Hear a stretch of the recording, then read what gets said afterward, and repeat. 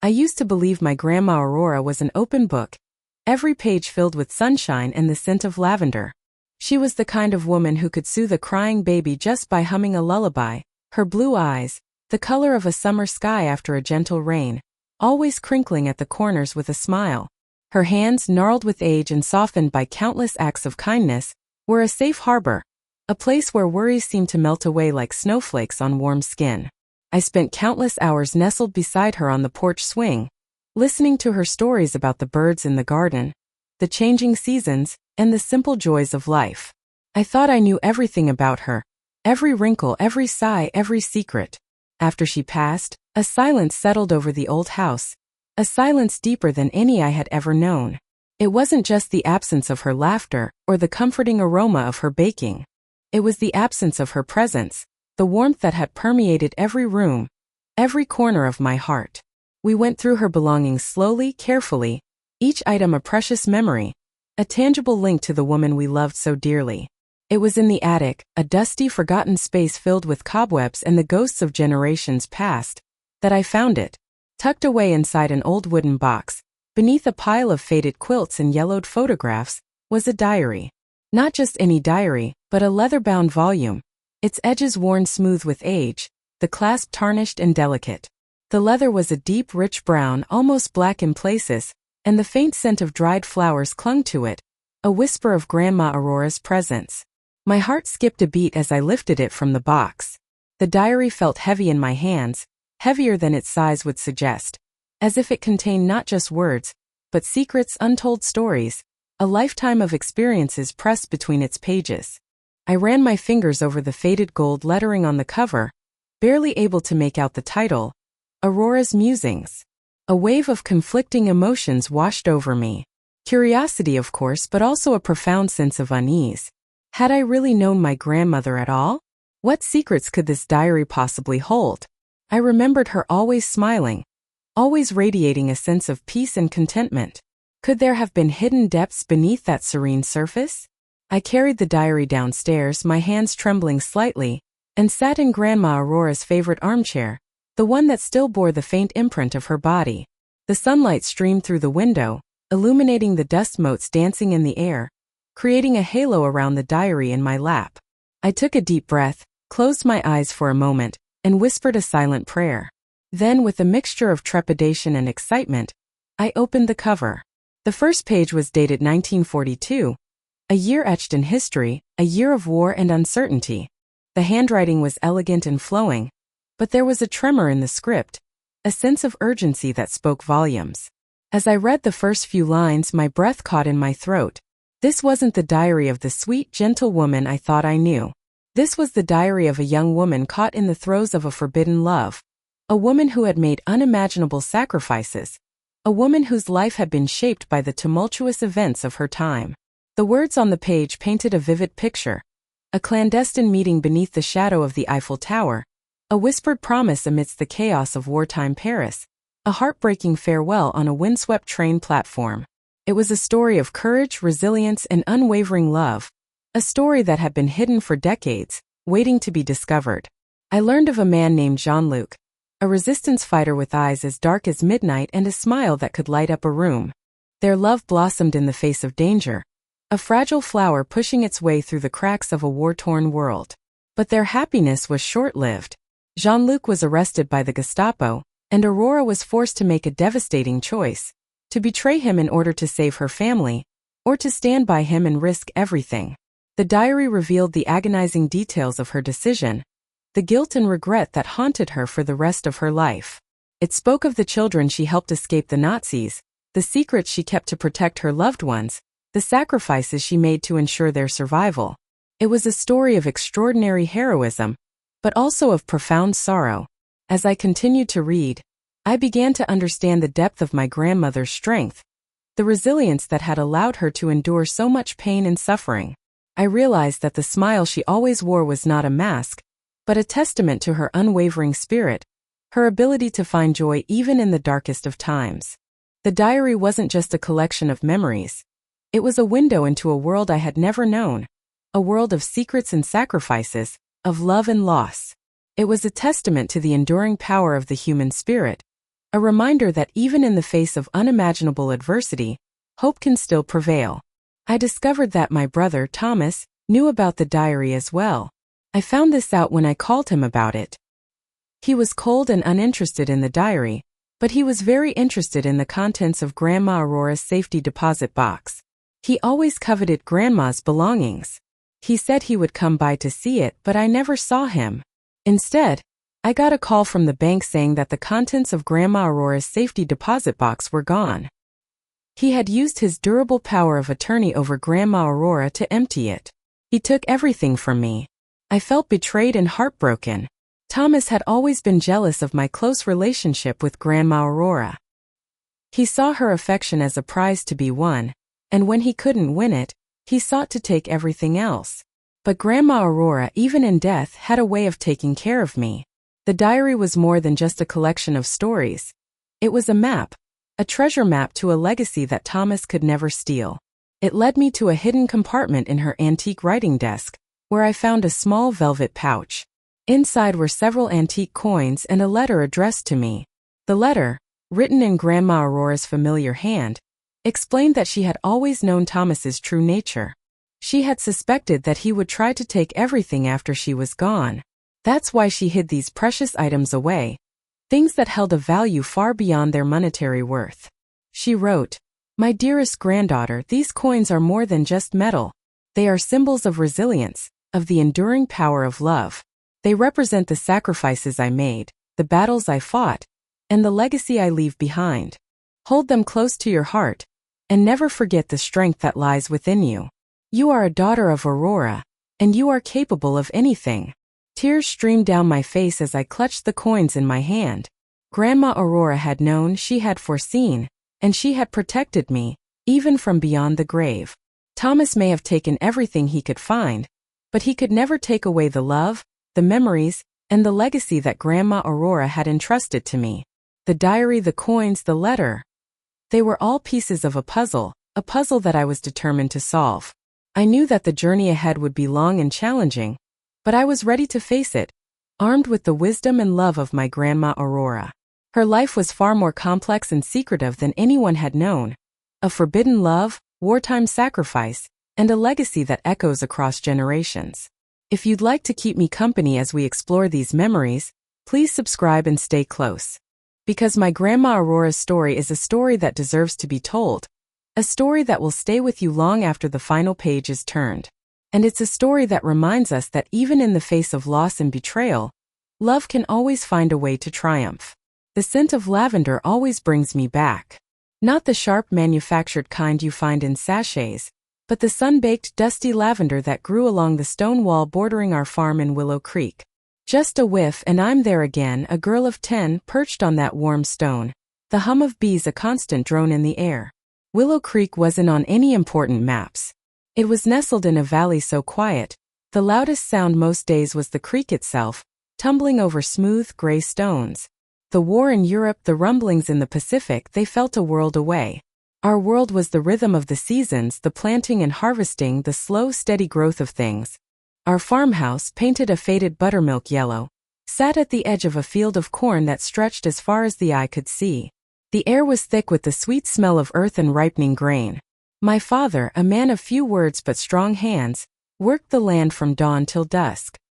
His face was etched with the sun and wind, his eyes the color of the summer sky after a storm. My mother, a gentle soul with a voice like honey, kept the house, tended the garden and sang while she worked. Her hands were always busy, whether kneading dough, mending clothes or coaxing life from the stubborn soil.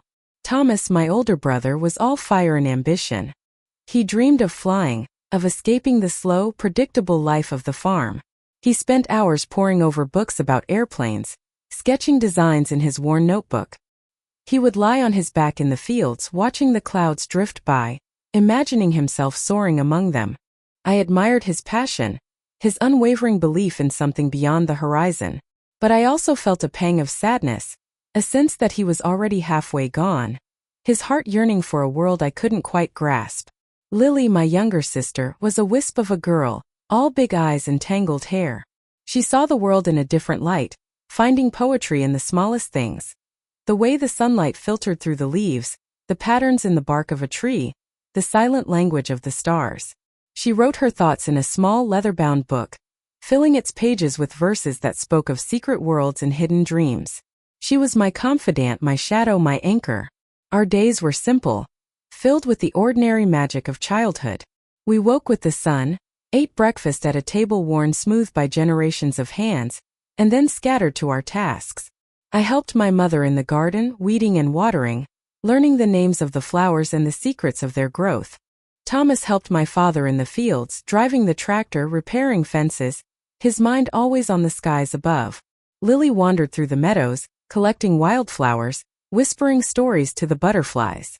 In the evenings after supper we would gather on the porch, watching the fireflies dance in the twilight.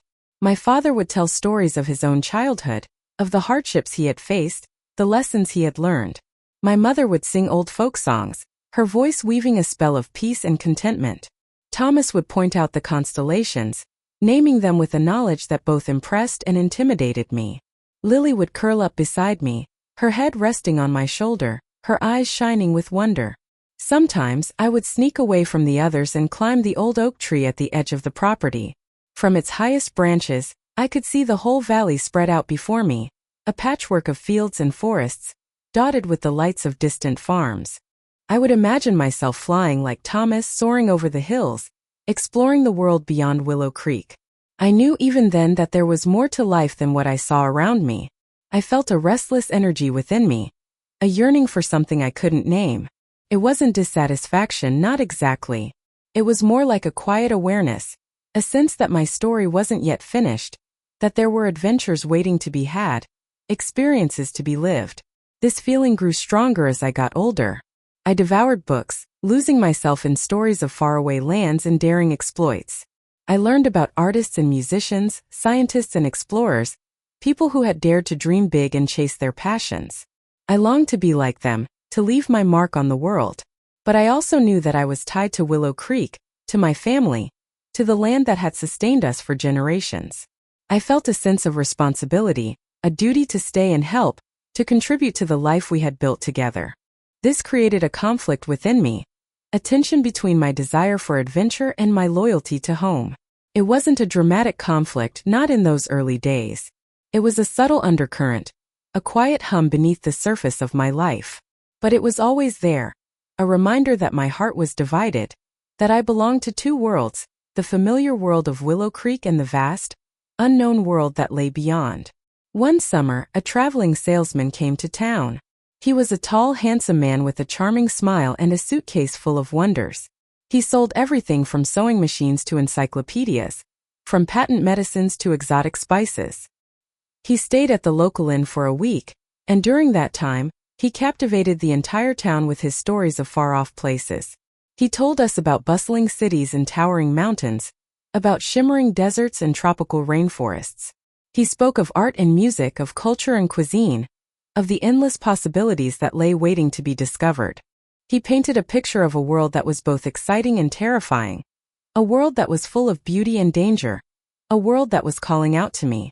I spent hours listening to his stories, my eyes wide with fascination. He saw something in me, a spark of curiosity, a thirst for knowledge. He encouraged me to read, to learn, to dream. He told me that I had a gift for writing, that I should use my words to tell my own stories. Before he left, he gave me a small leather-bound notebook, just like the one Lily carried. "Write down your thoughts," he said. "Write down your dreams. Don't let them fade away." That notebook became my most prized possession. I filled its pages with my observations, my reflections, my hopes, and my fears. I wrote about the beauty of Willow Creek, the love of my family, the longing in my heart. I wrote about the world I knew and the world I wanted to know. Thomas didn't understand my writing. He saw it as a frivolous pastime, a distraction from the real work of the farm. He teased me about my scribblings, dismissing them as childish fantasies. He wanted me to be practical, to focus on the present, to accept the life that had been laid out for me. Lily, on the other hand, understood perfectly. She read my stories with rapt attention, offering encouragement and suggestions. She saw in my writing a reflection of her own soul, a shared desire to find meaning and beauty in the world. My parents were somewhere in between. They didn't fully grasp my passion for writing, but they respected my intelligence and my independence. They allowed me to pursue my interests, even if they didn't always understand them. But the notebook was mine. It was a secret world where I could be myself, where I could explore my thoughts and feelings without judgment. It was a place where I could escape the limitations of Willow Creek and soar to the farthest reaches of my imagination. It was a comfort, a confidant, a friend. It was a promise of something more. And Thomas, well, he had his own dreams. Dreams that would, in time, change everything. The radio, once a source of evening entertainment, Jack Benny's jokes, the lilting melodies of Kate Smith, began to hum with a different tune. It wasn't the music that changed, not at first. It was the news bulletins that interrupted the music, growing longer, more frequent, carrying names of places I couldn't pronounce, places far away where something terrible was brewing. War. My brother, Thomas, listened with a gleam in his eye. He'd always been restless, eager for something beyond the borders of Willow Creek. The war to him wasn't a threat, it was an opportunity. He envisioned himself a hero, a soldier returning with medals and stories of bravery. He'd puff out his chest, mimicking the voices of the news announcers. The Allies are making great strides, or the enemy will not prevail. He saw it all as a grand adventure, a game of cowboys and Indians played on a global scale. Mama and Papa, however, grew quieter. The lines etched on their faces deepened with each broadcast. They remembered the Great War, the one that had taken their cousins, their friends. They knew war wasn't a game. It was a devourer of lives, a thief of innocence. I saw the worry in their eyes, reflected in the way they held each other a little tighter, lingered a little longer at the dinner table. Papa, who always had a joke ready, started spending more time in the barn mending fences, his brow furrowed in thought. Mama, usually humming as she baked, moved with a slower, heavier step, her hands trembling slightly as she kneaded the dough. The war crept into Willow Creek like a slow-rising flood. It was in the letters that arrived from cousins who'd already been drafted, their words carefully chosen, trying to sound brave, but the fear leaked through the ink. It was in the hushed conversations at the general store, where men gathered to discuss the latest news from Europe, their voices low and grave. It was in the rationing stamps, the shortages of sugar and coffee, the small sacrifices that reminded us every day that the world was changing. Even the creek, my beloved Willow Creek, seemed to murmur a different song. The water still flowed, the willows still wept, but the air felt heavier, charged with a sense of impending doom. My dreams, once filled with sunshine and laughter, began to be haunted by shadows, by images of planes falling from the sky and faces contorted in fear. I tried to cling to the familiar, to the comforting routines of my life. I helped Mama in the garden, weeding and watering, feeling the cool earth beneath my fingers. I walked to the creek, seeking solace in its gentle murmur. But even in these familiar places, the war followed me, a persistent whisper in the wind. And then Elias arrived. He wasn't from Willow Creek. That much was obvious. He stepped off the bus one dusty afternoon, a young man in a uniform that was too big for him, his face pale and drawn. The other boys returning from training camp were boisterous, eager to see their families, their voices filled with youthful bravado. Elias was different. He stood apart, his shoulders slumped, his eyes dark and watchful. He carried a duffel bag that looked heavier than he did, and he didn't smile. He had a quiet intensity about him, a gravity that belied his age. His hair was the color of dark honey, and his eyes, when he finally lifted them, were a deep, unsettling blue. They seemed to hold a sadness, a weariness that I couldn't quite understand. He was staying with the Millers, the family who owned the hardware store. Mrs. Miller, a kind, bustling woman, had told Mama that he was a distant relative, recovering from an illness. But there was something in her voice, a hesitation, a lack of detail, that made me suspect there was more to the story. I first saw him at the market. Mama had sent me to buy flour, and as I reached for a bag, our hands brushed. It was a fleeting touch, barely perceptible, but it sent a jolt through me, a strange, unfamiliar electricity. He looked at me then, his blue eyes meeting mine, and for a moment the world seemed to fade away. He had a faint accent, something I couldn't quite place. Not German, not French, not anything I'd ever heard before. His voice was low and soft, almost a whisper. "Excuse me," he murmured. his gaze lingering a moment longer than necessary. I stammered a reply, my cheeks flushed. No problem. I hurried away, my heart pounding in my chest. I couldn't explain the effect he had on me. He wasn't handsome in the way the other boys were handsome. He wasn't outgoing or charming. But there was something about him, a quiet strength, a hidden depth that drew me in. Over the next few weeks I saw him occasionally. He'd be walking along the creek, or sitting on a bench in the town square, always alone, always watching.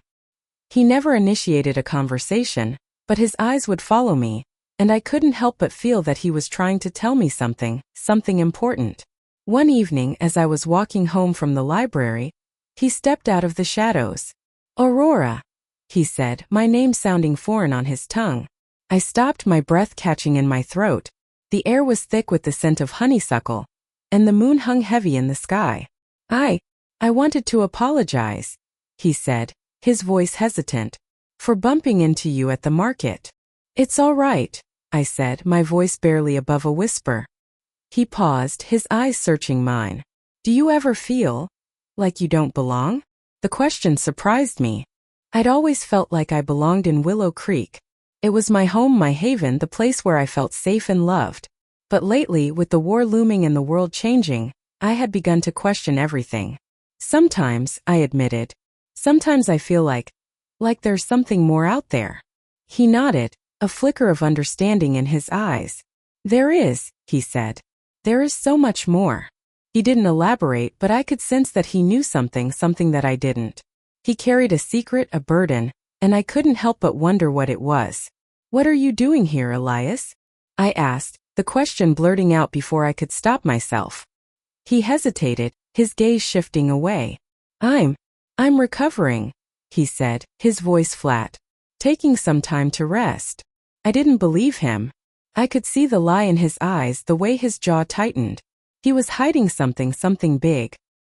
He looked back at me, his eyes filled with a mixture of sadness and warning. "Be careful, Aurora," he said. "The world is not always what it seems."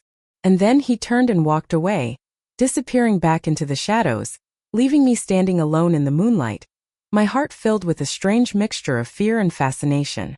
His words echoed in my mind, a chilling premonition of the darkness that was to come.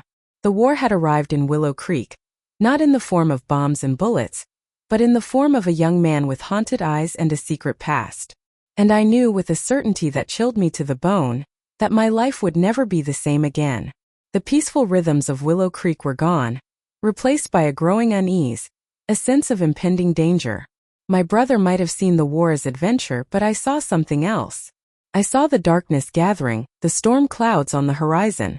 And I knew deep in my heart that Elias was somehow connected to it all, a harbinger of the chaos that was about to engulf our small, unsuspecting town. He was the first ripple in the pond, the first crack in the facade of our idyllic world. And I, Aurora, was about to be swept away by the tide. The silence in the attic that followed my discovery of the photograph felt heavier than any storm. My brother Thomas had always been the favorite, the golden boy who could do no wrong. That he had gambled away our family's security, our mother's peace of mind. It was a betrayal that cut deeper than any wound. But Grandma, with her quiet strength, had somehow impossibly salvaged something from the wreckage. She had given me back a future I thought lost. And then Elias entered my life, a shadow in the periphery, a whisper in the wind. We met in secret, stolen moments carved out of the growing darkness. The old boathouse down by the river became our haven, a place where the world outside, with its gathering storm clouds, seemed to fade away. He would wait for me there, the scent of river water and damp wood clinging to his coat. His eyes, the color of a stormy sea, always held a question, a vulnerability that mirrored my own. Those meetings, they were a balm to my soul. We talked for hours, sharing stories of our lives, our hopes, our fears. He told me about his childhood in Germany, the cobbled streets of his village, the scent of freshly baked bread that always hung in the air. I told him about Willow Creek, the familiar comfort of its quiet streets, the way the sun set over the fields in the summertime. With each shared secret, a fragile connection blossomed between us, a tender shoot pushing through the hardened earth of our anxieties. His touch was gentle, hesitant at first. A brush of his hand against mine, a lingering gaze that spoke volumes. One evening, as the moon painted silver streaks across the water, he took my hand, his fingers interlacing with mine. The simple gesture sent a jolt of warmth through me, chasing away the chill that had settled in my bones. "Aurora," he said, his voice low and earnest, I feel something for you. Something I haven't felt before." My heart fluttered like a trapped bird. I knew I felt it too, this undeniable pull, this magnetic force that drew me to him. But fear held me back. Fear of the future, fear of the unknown, fear of losing everything again. "Elias," I whispered. This is impossible. The world is falling apart." He cupped my face in his hands, his thumbs tracing the curve of my cheekbones. "And yet," he said, his eyes filled with a fierce determination, "we are here, aren't we? We are alive. And we have each other." That night, under the watchful gaze of the moon, we kissed. It was a kiss that tasted of hope and desperation, of longing and fear. A kiss that sealed our fate, binding us together in a world that threatened to tear us apart. It wasn't long after that Elias confided in me. We were sitting by the river, the air thick with the scent of approaching rain. He was restless, his gaze darting around, as if expecting someone to appear from the shadows. "Aurora," he began, his voice strained, "there is something you need to know about me. Something I should have told you sooner." He told me everything. How he was a scientist in Germany, forced to work on projects he didn't believe in. How he had deserted, unable to reconcile his conscience with the horrors he witnessed. He was a German deserter, hiding from both sides. He was a fugitive, hunted and alone. And then he revealed the true reason he was in Willow Creek. He was searching for something, a powerful encryption device, an artifact that could change the course of the war.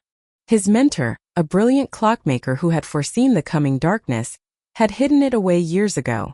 Elias was tasked with finding it, with securing it before it fell into the wrong hands. Nazi hands. The weight of his confession settled upon me, heavy and suffocating. I looked at him, at the man I had come to care for so deeply, and saw not a fugitive, but a man of honor, a man willing to risk everything for what he believed in. But his story also brought a chilling realization. If Elias was being hunted, then we were all in danger. The signs were subtle at first, barely perceptible. A strange car parked on the edge of town, a new face in the general store, a lingering gaze that followed me down the street. But gradually the feeling of unease grew. A creeping dread that settled over Willow Creek like a shroud. Nazi agents disguised as civilians were infiltrating our town. They were watching us, listening to us, waiting for an opportunity to strike. One afternoon, while visiting Mrs. Abernathy at the church, I noticed a man sketching in a notebook. He was leaning against the old oak tree in the churchyard, his eyes fixed on the building. Something about his demeanor, his intense focus, made me uneasy. Later I saw him again, standing across the street from our house, his gaze fixed on our windows. Fear clawed at my throat. I knew with a certainty that chilled me to the bone, that we were being watched. Elias, with his keen intellect, had been trying to decipher clues left by his mentor, the clockmaker.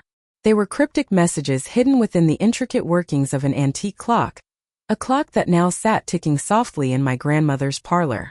With my help, Elias painstakingly pieced together the fragments of information, the gears turning in our minds like the clockwork mechanism itself.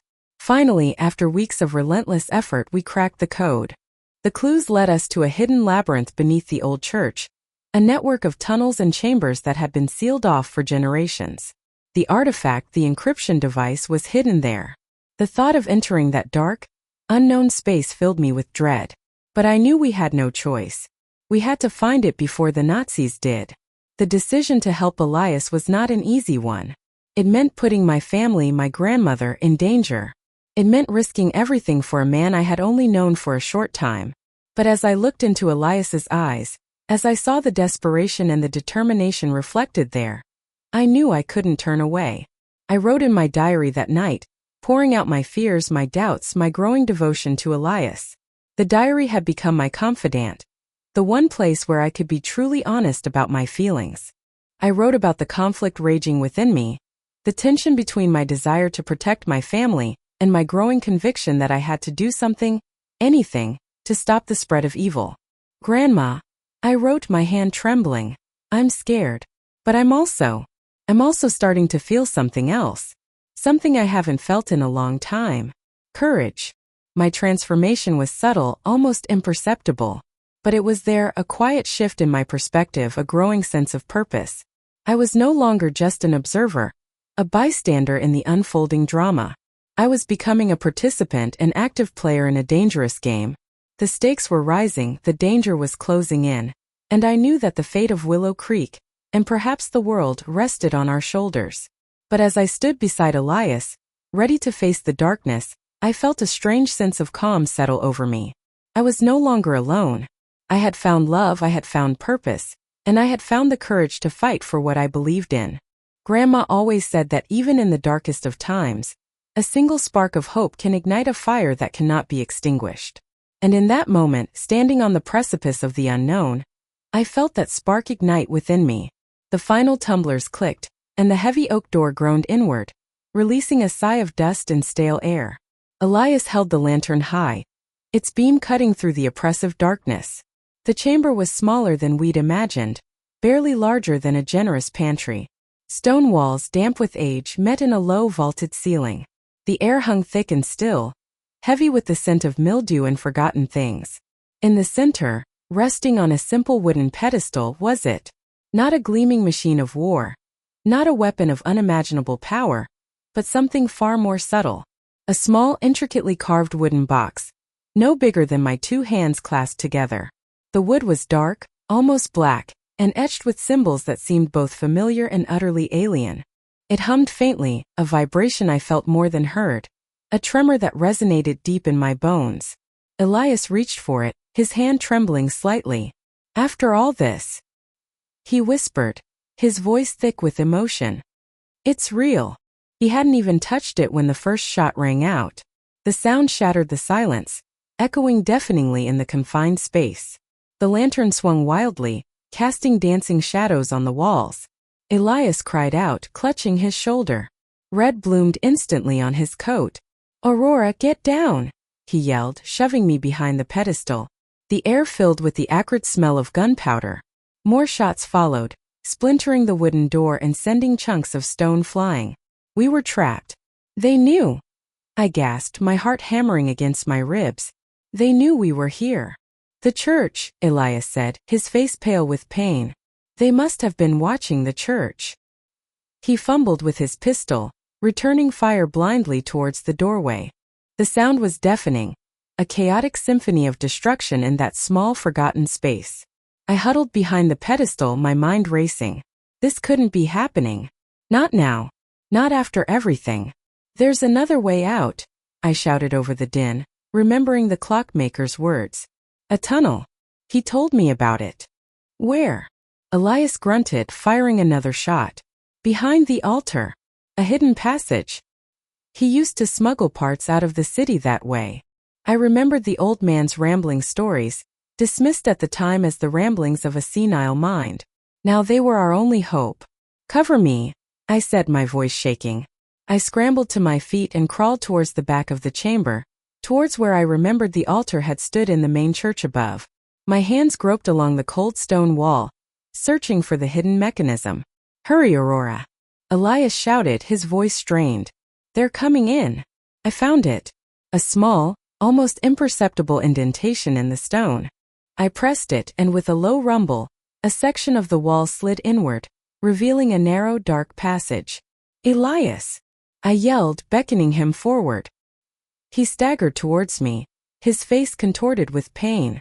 As he reached the opening, a figure emerged from the doorway, silhouetted against the light. A Nazi officer, his face grim, his pistol raised. Elias shoved me into the passage, shielding me with his body. A shot rang out. I didn't see where it hit him. All I saw was his face, etched with a mixture of pain and fierce determination. He pushed the wooden box into my hands, his fingers closing around mine. "Take it," he gasped, his voice barely audible. "Promise me, Aurora. Promise me you'll keep it safe." "Elias, no," I cried, tears streaming down my face. "I can't leave you." "You have to," he said, his eyes locking with mine. "This is bigger than us. Bigger than anything." He gave me a weak smile, a ghost of the boy I had loved. "Remember me, Aurora," he whispered. "Remember everything." Then he pushed me deeper into the passage and turned to face the enemy. I stumbled through the darkness, the wooden box clutched tightly in my hands. The sounds of gunfire and shouting faded behind me. I didn't look back. I couldn't. The passage was narrow and claustrophobic, the air thick with the smell of damp earth. I crawled on my hands and knees, my body aching, my heart shattered. Every rustle, every creak, sent shivers of terror down my spine. I imagined them behind me, relentless, closing in. Finally, after what felt like an eternity, I saw a glimmer of light ahead. I pushed myself forward, emerging into a small abandoned cellar. The air was cleaner here, but the silence was even more oppressive. The only sound was the ragged rasp of my own breathing. I leaned against the damp stone wall, my body trembling uncontrollably. Elias was gone. He was dead, and it was my fault. The wooden box felt heavy in my hands, a burden I didn't want to carry. But I knew I had to. I had promised him. I sat there for a long time, lost in my grief. The weight of the world settled on my shoulders, crushing me. I was alone. Utterly, irrevocably alone. Later, much later, I found a small hidden compartment in the box. Inside, nestled in a bed of faded velvet, was a diary. A small leather-bound book with blank pages. That's when I started writing. At first, it was just a jumble of thoughts and emotions, a desperate attempt to make sense of the chaos in my mind. I wrote about Elias, about his smile, his laugh, the way he used to tease me. I wrote about the war, about the horrors I had witnessed, the losses I had endured. I wrote about the wooden box, about the strange symbols and the faint hum that seemed to vibrate within me. I didn't understand what it was or what it was meant to do, but I knew it was important. Elias had given his life to protect it. I owed it to him to understand. The diary became my lifeline, my confidant, my only friend. It was a place where I could pour out my grief, my fear, my anger without judgment. It was a way to keep Elias alive, to hold on to the memories that threatened to slip away.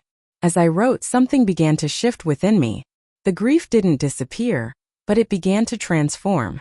It became a fuel, a source of strength. I realized that Elias hadn't just given me the wooden box. He had given me a purpose.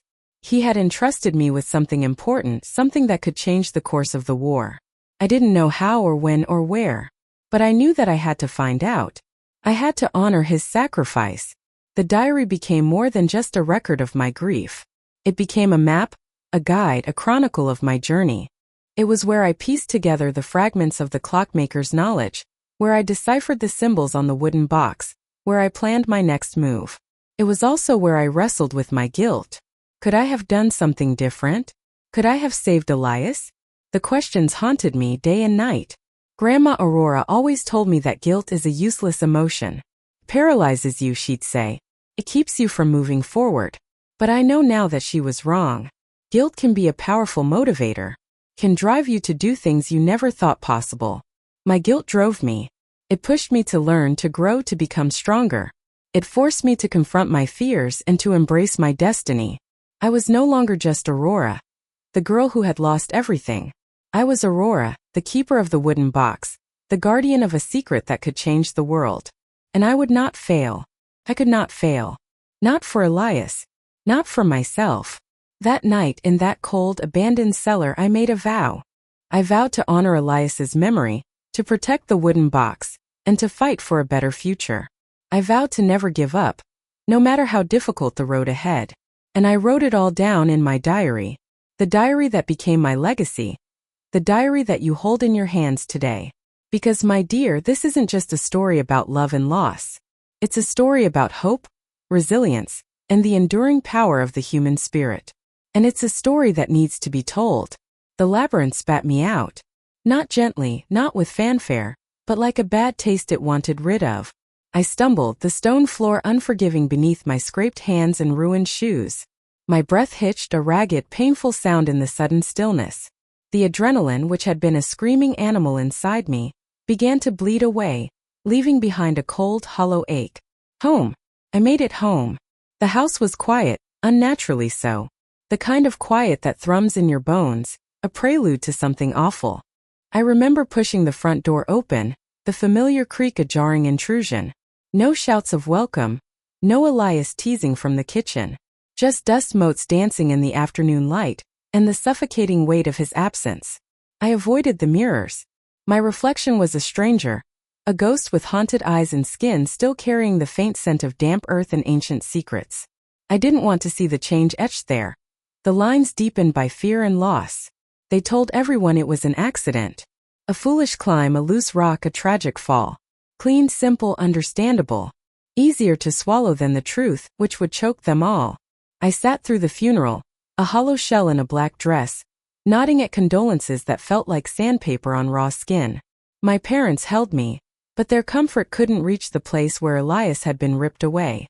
My tears were for show, a performance of grief that masked the storm raging inside. The diary lay on my bedside table untouched. For days I couldn't bring myself to open it. It was too close to him, too full of his spidery handwriting, his quirky observations, his infectious enthusiasm. It felt like a betrayal to read his words when he couldn't write anymore. But the silence was deafening. It pressed in on me, a suffocating blanket woven from grief and guilt. Sleep offered no escape, only fragmented nightmares of the labyrinth, of Elias's face as he. No, I wouldn't let myself go there. One night, long after everyone else was asleep, I reached for it. The leather felt cold beneath my fingertips. I opened it carefully, as if afraid of disturbing something precious.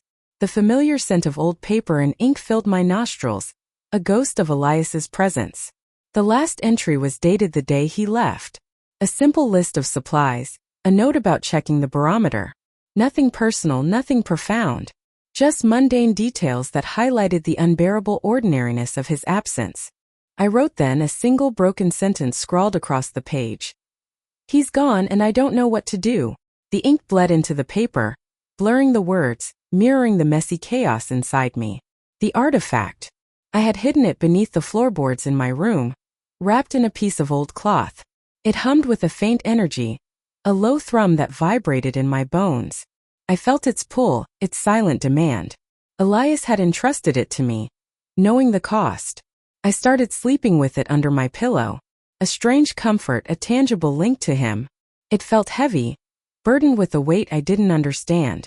I would lie awake in the dark, tracing its contours with my fingers, wondering what secrets it held, what Elias had seen in it. My days became a carefully constructed performance. I smiled when I was supposed to. I offered the right words of comfort to my grieving parents. I pretended to be moving on. But inside I was frozen, trapped in a perpetual state of mourning. I started noticing things. Shadows that seemed to linger a little too long. Whispers that faded just as I turned to hear them. A sense of being watched, of something unseen lurking just beyond the edge of my perception. Paranoia? Maybe. Or maybe Elias's death had opened my eyes to a world I had never known existed. I found his notes tucked away in a box in his room. Maps, sketches, cryptic symbols. Pages filled with research on forgotten languages, ancient civilizations, and esoteric lore. It was a jumbled mess, a testament to his restless curiosity, his insatiable thirst for knowledge. One entry caught my eye. A series of symbols I didn't recognize, followed by a single word. Aurora. My name. Why? What did it mean? The library became my refuge. I spent hours poring over dusty books, searching for clues, trying to decipher Elias's cryptic notes. I learned about forgotten gods, hidden societies, and the power of ancient artifacts. The world he had lived in, the world he had died for, began to take shape around me. It wasn't about revenge. That hollow, empty promise offered no solace. It was about understanding, about honoring Elias's memory by continuing his work, by protecting the artifact he had sacrificed everything for. The grief was still there, a constant ache in my heart. But something else was growing alongside it. A quiet, determined resolve. A flicker of purpose in the darkness. My brother took everything from me. Grandma gave it back. Not the brother, never him. But a reason to keep breathing after his last breath. The artifact was a burden, yes, but it was also a key. A key to understanding, a key to purpose, a key to carrying on. And Elias somewhere somehow knew I would use it. Grandma Aurora speaking. After the funeral, after the last of the well-meaning neighbors stopped bringing casseroles and whispering condolences, The silence in the little house in Willow Creek was deafening. It pressed down on me, heavy with the absence of Elias's laughter, his gentle humming, the way he always knew how to make the sun peek through even the stormiest of days. My brother took everything from me, yes, but Grandma, bless her stubborn, loving heart, had given something back. A purpose, a mission. A secret that burned brighter than any star in the night sky.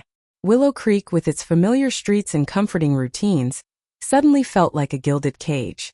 Every corner held a memory, every face a reminder of what I had lost. I knew I couldn't stay. Not if I wanted to honor Elias's sacrifice, not if I wanted to protect what he had entrusted to me. So, with a heart heavier than any stone I could lift, I made the decision to leave. Packing was a strange ritual. I carefully folded Elias's clothes, the scent of wood smoke and pipe tobacco clinging to the fabric, a phantom embrace.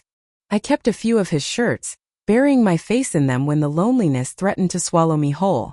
The artifact, of course, was my most precious cargo, nestled securely in a hidden pocket sewn into the lining of my coat.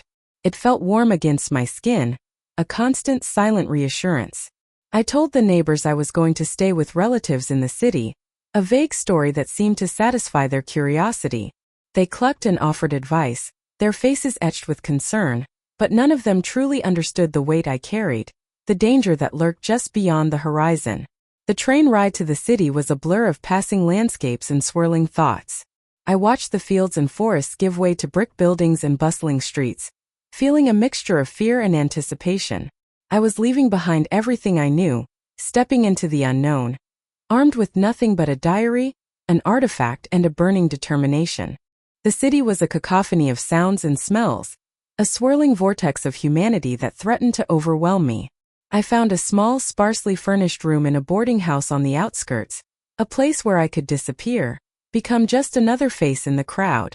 The landlady, a woman with sharp eyes and a sharper tongue, didn't ask too many questions, which suited me just fine. My days quickly fell into a routine. I spent hours in the city library, poring over books on cryptography, history, and languages. Elias's diary became my Bible, his cryptic notes my Rosetta Stone. He had been a brilliant man, my brother, and I found myself marveling at the depth of his knowledge, the breadth of his understanding. The artifact, I soon discovered, was more than just an encryption device. It was a key, a conduit to a vast network of information, a powerful tool that could decipher enemy codes, anticipate their movements, even uncover their secrets. It was a weapon, yes, but also a shield, a source of knowledge that could protect me from the dangers that lay ahead. Learning to use it was a slow, painstaking process. I spent hours alone in my room, experimenting with different settings, deciphering complex algorithms, slowly unraveling the secrets that Elias had so carefully guarded. It was like learning a new language, a new way of thinking. And with each new discovery, I felt a flicker of hope, a sense of purpose that pushed back against the darkness that threatened to consume me. I also knew that knowledge alone wouldn't be enough. I needed to learn how to protect myself, how to blend in, how to disappear. I started taking self-defense classes, learning to move quickly and silently, to anticipate danger, to fight back when necessary. I practiced my observation skills, studying the faces of strangers, noticing the subtle details that others missed. I learned to read body language, to detect lies, to anticipate the next move. It was a lonely life, this secret existence I had created for myself. I missed Elias terribly, his laughter, his companionship, his unwavering support. But I knew I couldn't afford to dwell on the past. I had a mission to fulfill, a promise to keep. And I wouldn't let him down. The city, with its anonymity, offered a strange kind of protection. I could walk the streets without fear of recognition, blend into the crowd, become invisible. But I knew that the enemy was still out there, searching for the artifact, searching for me. I had to be vigilant, always on guard, always one step ahead. One evening, as I was leaving the library, I noticed a man standing across the street, watching me. He was tall and thin, with a sharp, angular face and cold, calculating eyes. He wore a dark coat and a fedora, pulled low over his brow. He looked like he belonged in a film noir, a shadow lurking in the darkness. My heart pounded in my chest. I knew instinctively that he was one of them. They had found me. I didn't panic. I had been expecting this. I took a deep breath, calmed my nerves and started walking in the opposite direction. I ducked into a crowded market, weaving through the stalls, blending in with the shoppers. I kept a close eye on my pursuer, making sure he didn't get too close. I led him on a merry chase through the city streets, down narrow alleys, across busy intersections, always staying one step ahead. I knew I couldn't outrun him forever, but I needed to buy myself some time to throw him off my trail. Finally, I managed to lose him in a crowded subway station.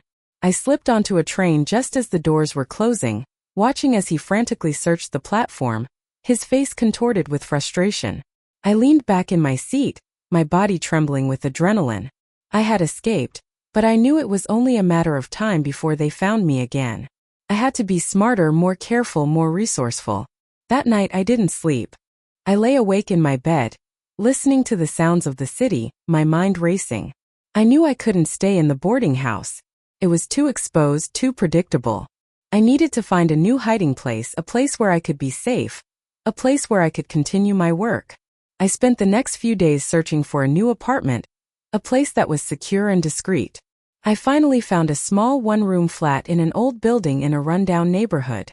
It wasn't much, but it was safe and it was mine.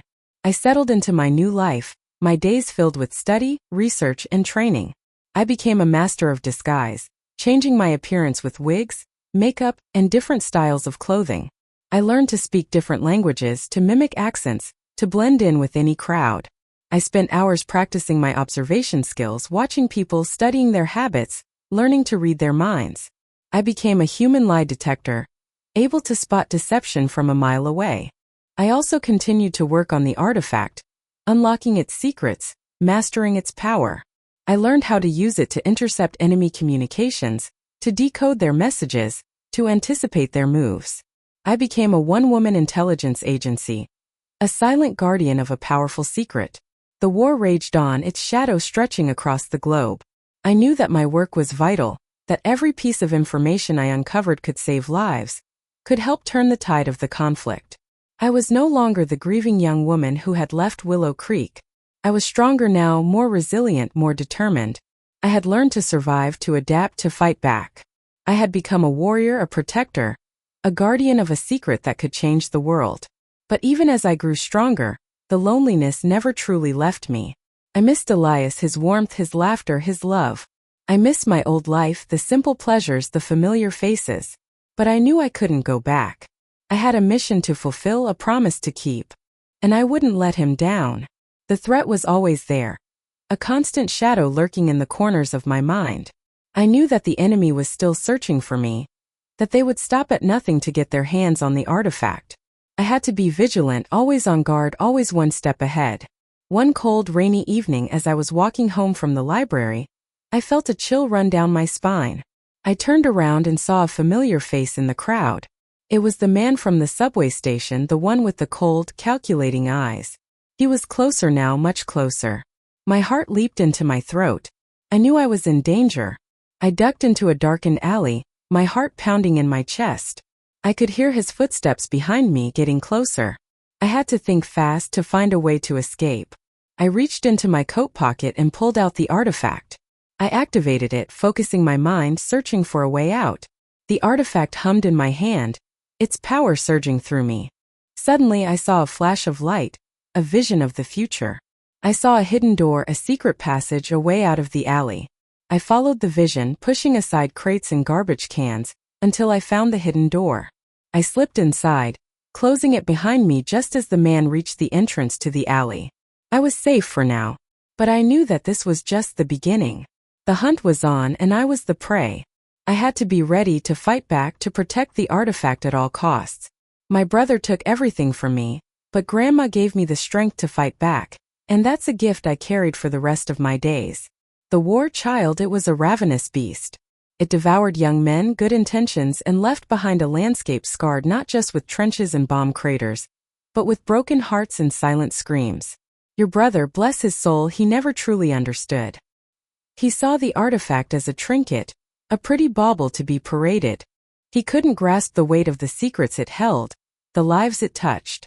He took everything, yes, in his own selfish way, blinded by what he thought was his due. But some things, precious things, are beyond taking. They reside in the soul, etched there by love and loss and the unwavering belief in something bigger than oneself. And that, my dear, is what your grandmother, in her own quiet, unassuming way, possessed in abundance. The diary, you see, wasn't just ink on paper. It was a map of Elias's heart, a map of the enemy's plans, a map of hope amidst despair. The artifact, humming softly against my skin, became the key to unlocking that map. I learned to decipher the subtle shifts in its energy, the barely perceptible changes in its warmth. It whispered secrets to me, secrets Elias had painstakingly encoded within its very essence. It wasn't easy, child. Nights were spent hunched over maps, my eyes burning with fatigue, the faint glow of the artifact illuminating the cramped space. The fear was a constant companion, a cold knot in my stomach that tightened with every coded message I sent, every piece of intelligence I relayed. I knew the risks. Discovery meant not just imprisonment but likely death. But the thought of Elias, of the promise we had made, the future we had dreamed of, kept me going. I remember one particularly harrowing night. The Germans were planning a major offensive, a push that could have turned the tide of the war. The intelligence was fragmented, incomplete. Time was running out. I spent hours poring over the diary, the artifact pulsing erratically in my hand.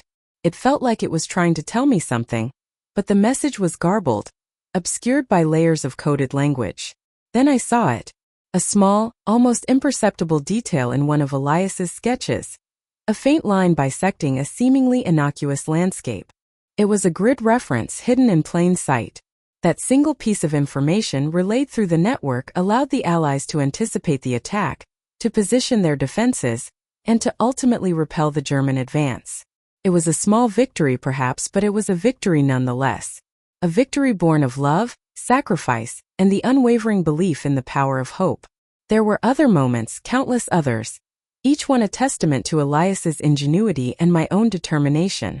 We disrupted supply lines, exposed enemy agents, and provided crucial information that helped to shorten the war. Each success was a bittersweet triumph, a reminder of what we had lost, but also a validation of the promise we had made.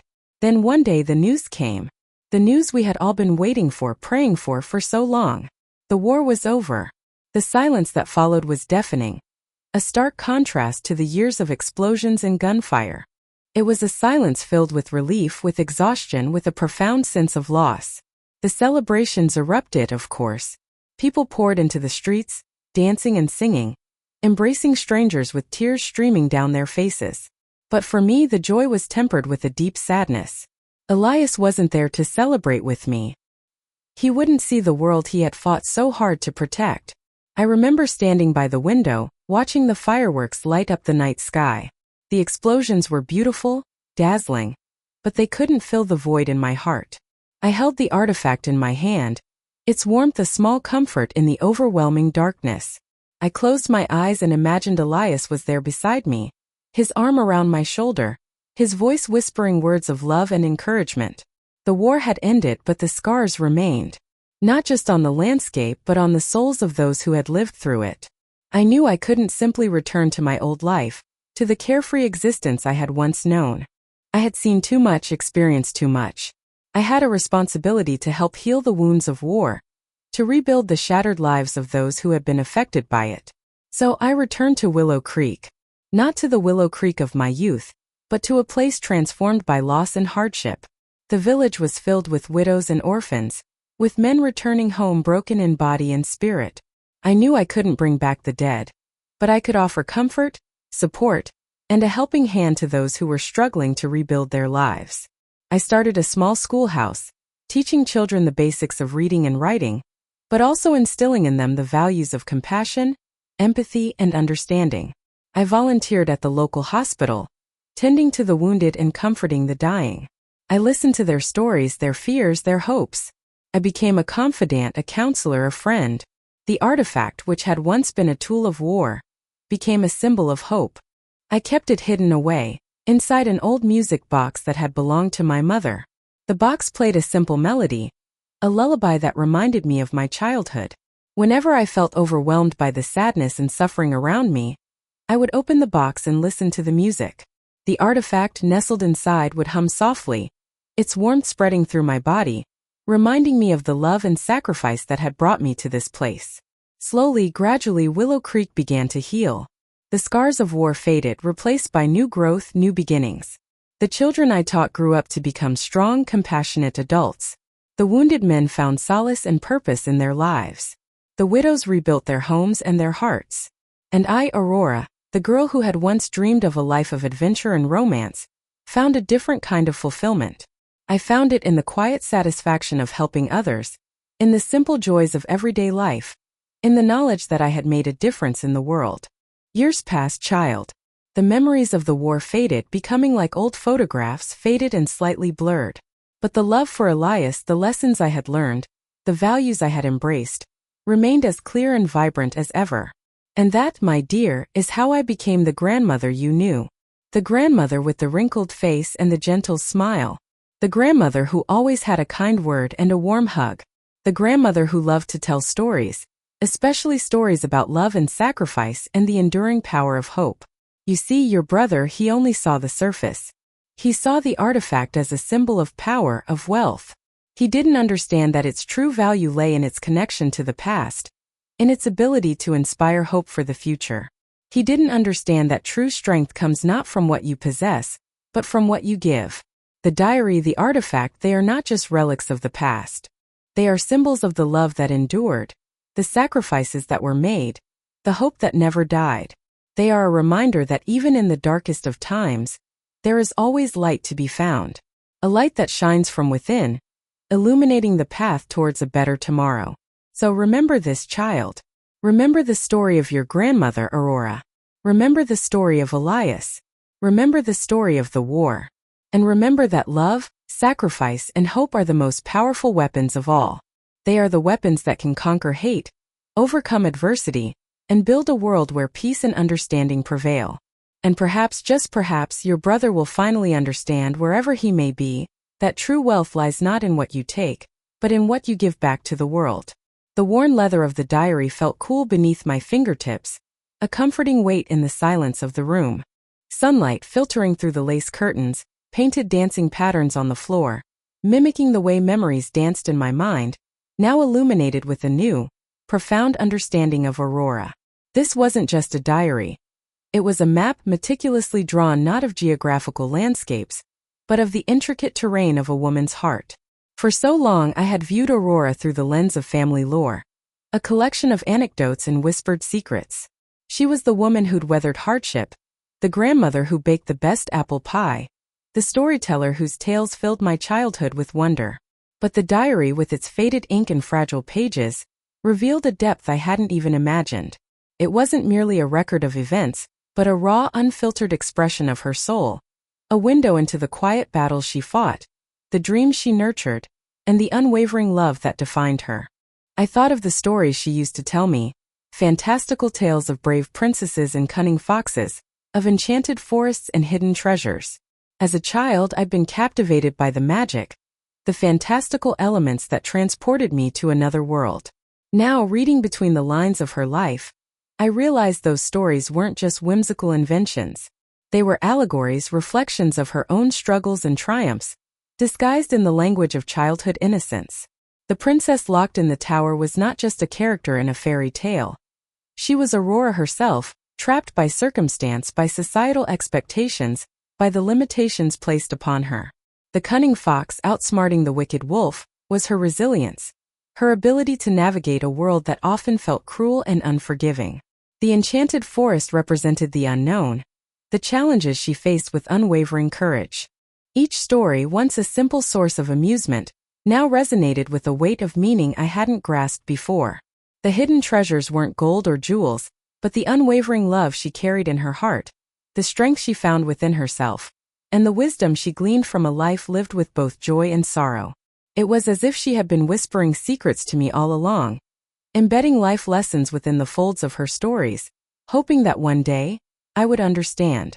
My brother's actions, the way he had systematically stripped away my sense of security and belonging, had left me feeling hollow, robbed of my inheritance, both material and emotional. He had taken the tangible things, the objects that represented our shared history, but Aurora, even in death, had given me something far more valuable. She had given me herself, her truth, her legacy of quiet strength. He could never take that away. Her legacy wasn't etched in grand monuments or celebrated in public accolades. It wasn't about possessions or power. It was something far more profound. It was the way she cultivated kindness in a world that often rewarded cruelty. It was the way she found beauty in the ordinary, transforming mundane moments into cherished memories. It was the quiet strength she displayed in the face of adversity, never allowing hardship to extinguish the flame of hope within her. The diary spoke of her unwavering faith, not necessarily in a religious sense, but in the inherent goodness of humanity, in the power of love to heal and transform. It spoke of her belief in the importance of connection, of nurturing relationships, of building bridges instead of walls. These weren't just words on a page. They were the guiding principles that shaped her life, the values she instilled in her children, and the invisible threads that connected her to me, her granddaughter. As I delved deeper into her words, I began to see parallels between her struggles and my own. The feeling of being adrift, of searching for purpose, of grappling with disappointment. These were experiences she had known intimately. And yet, she had emerged from the depths with a resilience that both humbled and inspired me. Her story wasn't just a historical account. It was a roadmap for navigating the complexities of life, a testament to the enduring power of the human spirit. The emotional catharsis that washed over me was profound. It wasn't a sudden dramatic revelation, but a slow, gentle unfolding, like the petals of a flower opening to the sun. The anger and resentment I had harbored towards my brother began to dissipate, replaced by a sense of understanding, not condoning his actions, but recognizing that his choices stemmed from his own insecurities and unresolved pain. I realized that holding on to bitterness would only perpetuate the cycle of negativity, while forgiveness, though difficult, was the only path to true healing. Aurora's diary hadn't just revealed her past. It had illuminated my present and offered a glimpse into my future. It had reminded me of the importance of cherishing the simple things, of finding joy in the everyday moments, of cultivating gratitude for the blessings in my life, however small they may seem. It had given me the courage to embrace my vulnerabilities, to accept my imperfections, and to move forward with renewed purpose and determination. I understood now that Aurora's stories, her wisdom, and her love were not confined to the pages of her diary. They lived on in me, in my memories, in my values, in the way I chose to live my life. She had planted seeds of kindness, compassion, and resilience within my heart, and it was my responsibility to nurture those seeds, to allow them to blossom and bear fruit. This wasn't just about understanding my grandmother. It was about understanding myself, about recognizing the strength and resilience that I had inherited from her, the unwavering spirit that had sustained her through countless challenges. It was about acknowledging the interconnectedness of generations, the way our past shapes our present and influences our future. Holding the diary close, I felt a sense of peace I hadn't known in years. The weight on my chest, the burden of resentment and disappointment, had finally lifted. I realized that my brother hadn't taken everything from me. He had taken possessions, but he couldn't take my memories, my values, my connection to Aurora. He couldn't take the legacy of love and courage that flowed through my veins. Grandma Aurora's diary wasn't just a collection of secrets. It was a testament to the power of storytelling, to the importance of preserving our histories, and to the enduring legacy of love that transcends time and circumstance. It was a reminder that even in the face of adversity, hope can flourish, and that even in the depths of despair, the human spirit can prevail. And perhaps the most important lesson I learned was that everyone has a story worth telling, a hidden diary waiting to be discovered. We all carry within us a wealth of experiences, of struggles and triumphs, of joys and sorrows, that can inspire and uplift others. It is our responsibility to uncover those stories, to honor them, and to share them with the world, for in doing so we not only preserve our past but also illuminate the path to a brighter future. The echoes of Aurora's life resonated within me, a quiet strength urging me forward, a testament to the enduring power of love, courage, and the wisdom passed down through generations. And I knew with unwavering certainty that her story, and now a part of mine, would continue to be told. Here lies the heart of Aurora's story, etched not in stone, but in the whispers of memory and the echoes of love that reverberate through generations. Her life, a testament to the human spirit's boundless capacity for courage, resilience, and unwavering hope, even when the world seems determined to dim its light. She faced betrayal, heartbreak, and the crushing weight of injustice, yet she never allowed bitterness to take root. Instead, she chose to nurture the seeds of forgiveness, understanding, and an enduring belief in the inherent goodness of humanity. My brother, in his youthful recklessness and blinded by a desperate need for validation, took what he believed was rightfully his. He saw only the tangible, the material possessions, the inheritance he felt entitled to. He failed to see the true inheritance. Aurora held the strength of her character, the depth of her empathy, and the unwavering love that flowed from her heart like a life-giving river. He took the objects, yes, but he could never take the essence of who she was. And in a way, that's what Grandma gave back. Not just the material things, although those were important, a symbol of righting a wrong, but something much more profound. She gave back the story, the truth. She gave back the understanding of what was truly important in life. She gave back the realization that forgiveness, while difficult, is the only path to true peace. Aurora's life was not a fairy tale. It was a real story filled with pain and joy, loss and love. And it's in those complexities, in the messiness of life, that we find the most valuable lessons. Her diary, a hidden treasure trove of secrets and reflections, became a window into a soul that refused to be defined by its hardships. It revealed a woman who possessed an extraordinary ability to find beauty in the mundane, to cherish the small moments, and to find strength in the face of overwhelming adversity. It was a roadmap to a life lived with intention, with kindness, and with an unwavering commitment to love. The sacrifices she made, often unseen and unacknowledged, were born out of an immeasurable love for her family. She shielded them from the harsh realities of the world, carrying burdens that were not hers to bear, all in the hope of creating a better future for those she held dear. She was a silent guardian, a watchful protector, and a wellspring of unconditional love. And that quiet strength, that unwavering love, is the legacy she leaves behind. It's a legacy that transcends material possessions and societal recognition.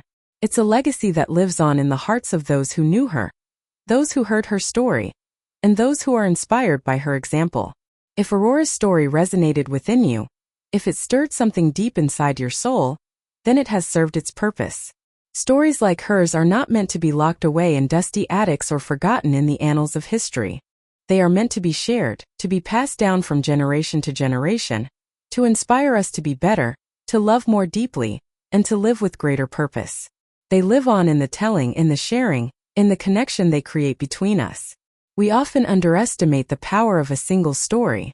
We think that one life, one experience, can't possibly make a difference in the grand scheme of things. But Aurora's story reminds us that every life is a tapestry woven with threads of courage, love, and resilience. Every life has the potential to inspire, to heal, and to transform. Every life matters.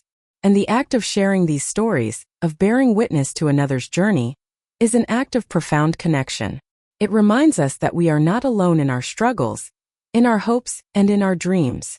It reminds us that we are all part of something larger than ourselves, a human family bound together by shared experiences and a shared desire for a better world. So if Aurora's story moved you, if it touched your heart in some way, please leave a like. Let us know that her life, her sacrifices, and her unwavering love have not gone unnoticed. Let us know that her story has found a home in your heart.